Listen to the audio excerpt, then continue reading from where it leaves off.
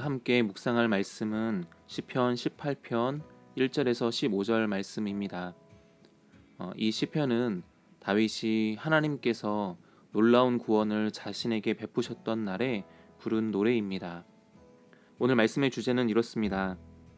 하나님은 죽음의 위기에서 우리를 구원해 주시는 분이십니다 라는 것을 보여주고 있고, 두 번째는 하나님은 심판의 위기에서 우리를 구원해 주시는 분인 것을 우리가 살펴볼 수 있습니다. 이제 이 말씀을 한 절씩 자세히 살펴보도록 하겠습니다. 시편 18편에는 표제가 달려져 있는데, 이 표제에 이렇게 말하고 있습니다. 여호와의 종 다윗의 시, 인도자를 따라 부르는 노래.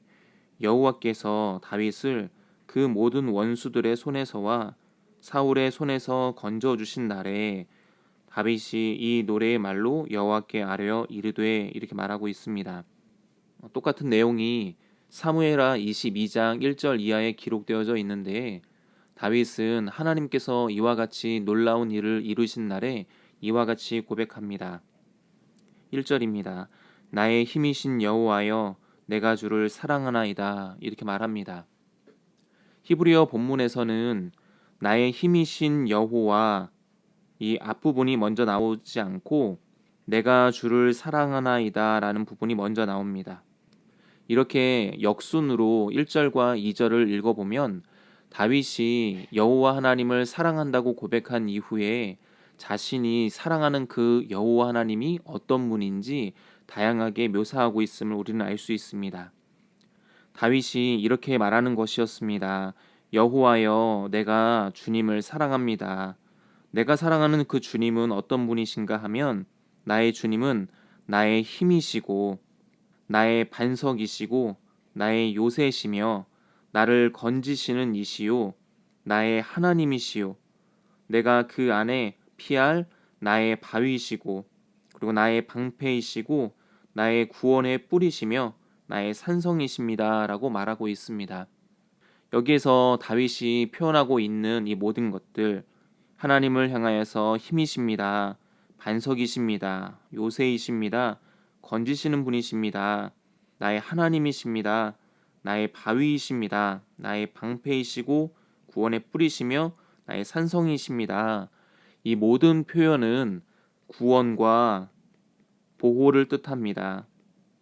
즉 하나님께서는 나를 구원하시고 나를 보호하시는 분이다라고 다윗이 말하고 있는 것입니다. 다윗은 이와 같은 하나님을 사랑한다라고 말합니다. 우리는 주님을 향한 우리의 사랑을 어떻게 표현하고 있습니까? 누군가 나에게 네가 믿는 그 하나님은 어떤 분이냐라고 물었을 때 나는 무엇이라고 대답하시겠습니까? 이러한 구원에 대한 강조는 3절에서도 계속되는데, 3절에서 다윗이 이렇게 말합니다. 내가 찬송받으실 여호와께 아뢰리니 내 원수들에게서 구원을 얻으리로다 라고 말합니다. 여기서 다윗이 내가 찬송받으실 여호와께 아뢰었다 라고 말합니다. 이 아뢰었다 라는 것은 하나님을 불렀다 라는 것입니다. 하나님을 내가 불렀더니 그가 어떻게 하셨는가? 그가 나에게 구원을 주셨다, 이렇게 이야기하고 있습니다. 그렇다면 지금까지 다윗을 위협하던 그 원수들은 어떤 존재일까요? 다윗은 그 존재가 죽음과 같은 존재들이었다라고 말합니다. 4절에 사망의 줄이 나를 얽고, 여기서 얽는다라는 것은 둘러싼다라는 것을 말합니다. 그리고 불의의 창수가 나를 두렵게 하였다라고 말합니다. 이 창수라는 것은 급물살을 이야기하는데, 그 불의의 급물살들이 나에게 다가와서 나를 휘몰아가고, 그리고 내가 급물살에 쓸려가는 것처럼 그렇게 두려운 상황 가운데도 내가 있었다라고 말합니다. 그리고 5절에 보면 스올의 줄이, 이 스올이라는 곳은 죽은 자들이 거하는 장소를 말하는데, 그 스올의 줄이 나를 두르고, 그리고 사망의 올무가 내게 이르렀도다, 이렇게 말하고 있습니다. 여기서 표현된 사망의 줄, 불의의 창수, 스올의 줄, 그리고 사망의 올무, 이 모든 것들도 나타내는 하나의 공통점이 바로 죽음입니다. 다윗은 이와 같은 그 죽음의 위기 가운데서 낙심하거나 포기하지 않았다라고 말합니다. 오히려 그와 같이 절체절명의 위기 가운데서 다윗은 무엇을 했는가 하면 6절 말씀에 다윗은 하나님께 기도했다라고 말합니다. 6절에 내가 환난 중에서 여호와께 아뢰며 나의 하나님께 부르짖었더니 라고 말합니다. 환난과 같은 어려움들 그리고 죽음의 위기를 맞았을 때 가장 하기 어려운 것이 무엇인가 하면 바로 기도입니다. 기도하기가 굉장히 어렵고 그리고 마음이 무너져서 소망을 잃어버렸을 그때 오히려 다윗은 하나님께 기도했다라는 것입니다. 그가 여호와께 아뢰고 그가 하나님께 부르짖었더니 큰 소리로 울부짖으며 계속해서 하나님께 기도하였더니 하나님께서 어떻게 하셨는가? 그분이 그의 성전에서 내 소리를 들으셨다. 그의 앞에서 나의 부르짖음이 그의 귀에 들렸도다라고 말합니다.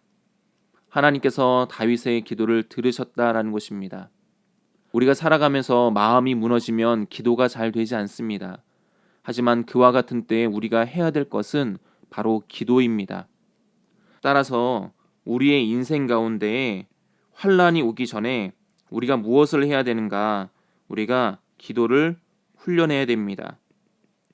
우리가 정말 기도에 힘써야 될 때는 바로 환난이 오기 전입니다.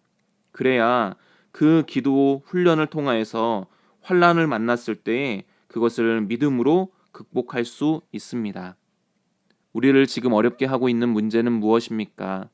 기도하지 못할 만큼 낙심하게 만든 문제는 무엇입니까? 그와 같은 때에 기도하고 있는지 다시 한번 돌아보시기 바랍니다. 두 번째는 하나님께서 심판의 위기에서 우리를 구원해 주신다라는 사실입니다. 7절에서 15절까지는 하나님께서 다윗의 기도를 들으시고 나타나셨을 때 그러니까 하나님의 영광이 어떻게 나타났는지를 보여주고 있습니다. 7절에 이에 땅이 진동하고 산들의 터도 요동하였으니 그의 진노로 말미암음이로다라고 말씀하고 있습니다. 땅이 진동하고 그리고 산들의 터가 그 요동한 이유가 무엇인가? 왜냐하면 그분이 진노하셨기 때문에 그렇습니다. 하나님의 그 진노로 말미암아 무슨 일이 일어났는가 하면 땅이 진동하는 사건 그리고 산들의 터가 요동하는 사건이 일어났습니다. 그렇다면 하나님은 지금 무엇에 대하여서 진노하고 계실까요? 그것은 바로 악인들, 원수들에 대한 진노였습니다. 우리가 이것을 통해서 알 수 있는 것은 하나님께서 반드시 공의로 세상을 심판하신다는 것입니다. 그리고 하나님께서 심판하실 때에는 땅이 진동하고 산들의 터가 요동할 만큼 두려운 사건인 것을 우리가 깨달아야 됩니다. 따라서 우리가 말씀을 읽는 가운데 죄를 가볍게 여기면 안 된다라는 것을 기억해야 됩니다. 8절에서 그분의 코에서 연기가 오르고 연기가 나오고 그리고 그분의 입에서 불이 나와 불태우는데 그 불이 얼마나 맹렬한지 그 불에 숯이 피었도다. 즉 그 불로 말미암아 숯덩이에 불이 붙었다라고 말하고 있습니다. 그리고 9절에서 그가 또 하늘을 들이우시고 강림하시니 여기서 하늘을 들이우신다라는 것은 하나님께서 하늘을 접으면서 내려오시는 모습을 보여줍니다. 하나님께서 세상에 강림하시는데 하나님은 영광스럽고 또 거룩하십니다. 그래서 어느 누구도 하나님을 대면하여 볼 수 없습니다. 그래서 하나님께서 당신의 모습을 감추기 위해서 하늘을 접으면서 내려오시는 것입니다. 그래서 그분의 발 아래는 어두캄캄합니다. 하나님께서 하늘을 접으셨기 때문에 이 아래가 어두운 상태에 있는 것을 표현하고 있는 것입니다. 10절에서 구름을 타고 다니시며 라고 말합니다. 하나님이 강림하실 때 구름을 타시는데 여기서 말하는 구름은 하늘에 떠 있는 그 구름을 말하는 것이 아니라 바로 천사들을 이야기합니다. 하나님께서 천사들을 타고 내려오시는 장면을 묘사하고 있습니다. 바람 날개를 타고 높이 솟아오르신 모습으로 주님께서 강림하신다라는 것입니다. 그리고 11절에 그가 흑암을 그의 숨는 곳으로 삼으사 장막같이 자기를 두르게 하시며, 여기서 하나님께서 흑암을 그분의 숨는 곳으로 삼으셨다라고 말하는 것은 앞서 말씀을 드렸던 것처럼 하늘을 들이우는 것, 그러니까 하늘을 접으시는 사건과 마찬가지입니다. 하나님의 그 영광스러움과 또한 하나님의 그 거룩하심을 세상에 있는 죄인들이 볼 수 없기 때문에, 그리고 그것을 보면 죽임을 당하기 때문에 하나님께서 친히 그 모든 것을 가리우시는 것을 이야기하고 있습니다. 하나님께서 흑암을 그의 숨는 곳으로 삼으셨고, 그리고 장막같이 자기를 그렇게 두르셨습니다. 곧 물의 흑암과 공중의 빽빽한 구름으로 그렇게 하셨다라는 것입니다. 12절에 그 앞에 광채로 말미암아 빽빽한 구름이 지나며 우박과 숯불이 내리도다, 이렇게 말합니다. 여기서 말하는 그 앞에 광채로 말미암아 빽빽한 구름이 지난다라는 것은 마치 하늘에 먹구름이 이렇게 가득할 때 먹구름을 뚫고 번개가 치는 것을 보여주고 있습니다. 번개가 그 빽빽한 구름을 뚫고 나와 우박과 숯불을 하늘에서 내리는 것, 이것이 바로 하나님께서 강림하실 때의 그와 같은 모습이다 라고 묘사하고 있습니다. 13절에 여호와께서 하늘에서 우레소리를 내시고, 이 우레소리라는 것은 천둥소리를 의미하겠죠. 우레소리를 내시고 지존하신 이가 음성을 내시며, 그리고 우박과 숯불을 이 땅 가운데 내리시는 것입니다. 이어서 14절에 그의 화살을 날려 그들을 흩으시며, 지금 계속해서 다윗이 묘사하고 있는 것은 하늘에 큰 먹구름이 가리워져 있고 그 구름을 뚫고 하나님께서 번개를 치듯이 내려오시는 그와 같은 사건을 말하고 있는데, 그런 의미에서 여기에서 나오는 이 화살이라는 것은 번개를 뜻합니다. 하나님께서 그분의 화살을 이 땅 가운데 날리시는 것이에요. 그리고 그들을 흩으십니다. 여기서 말하는 그들이란 다윗을 지금까지 대적했던 원수들을 가리킵니다. 하나님께서 많은 번개로 그들을 깨트리셨습니다. 이럴 때 여호와의 꾸지람과 그리고 그분의 콧김으로 말미암아, 이 콧김이라는 것은 하나님께서 죄에 대해서, 악에 대해서 분노하고 계시는 그것을 보여주고 있는데, 그분의 콧김으로 말미암아 물 밑이 드러나고 세상에 터가 나타났도다라고 말합니다. 여기서 물 밑이란 강이나 혹은 바다의 그 강바닥이, 바다의 그 밑면이 다 드러나는 것을 말합니다. 이처럼 악인들에 대한 하나님의 심판은 매우 두려운 사건입니다.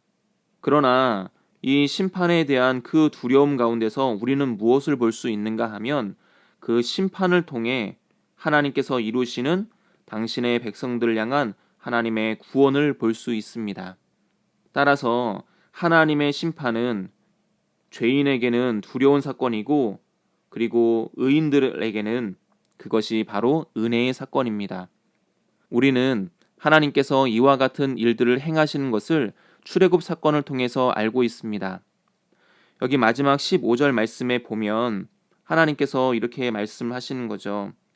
그분의 꾸지람과 콧김으로 말미암아 물밑이 드러나고 세상에 터가 나타났도다. 출애굽한 이스라엘 백성들이 홍해 바다 앞에 이르렀습니다. 이 앞에서 진행하여야 하는데 진행할 수 없는 상황이었습니다. 그때 하나님께서 당신의 그 꾸지람과 콧김을 통하여서 홍해 바다를 가르셨습니다. 그래서 물 밑이 드러났고, 그리고 세상에 터가 나타났습니다.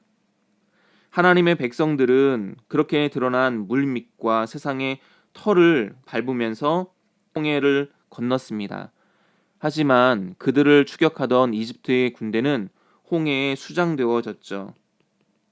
그 이유는 하나님께서 원수들을 심판하셨기 때문에 그렇습니다. 우리가 믿고 의지하는 하나님은 이와 같이 놀라운 구원을 이루시는 하나님이십니다. 따라서 어떤 문제와 어려움이 있을지라도 낙심하지 말고 하나님께서 우리에게 행하실 놀라운 구원을 바라보시길 바랍니다. 오늘 말씀을 이제 정리하려고 합니다. 오늘 말씀에서 하나님은 어떤 분이신가? 하나님은 첫 번째, 죽음의 위기에서 구원해 주시는 분. 두 번째, 하나님은 심판의 위기에서 구원을 베푸시는 분이다라고 말하고 있습니다. 우리 인생 가운데 죽음과 같은 위기가 있다 할지라도, 그리고 심판과 같은 두려운 사건이 있다 할지라도 하나님이 우리를 구원하시는 구원의 하나님이신 것을 믿으시기를 주님의 이름으로 축원을 드리겠습니다. 감사합니다.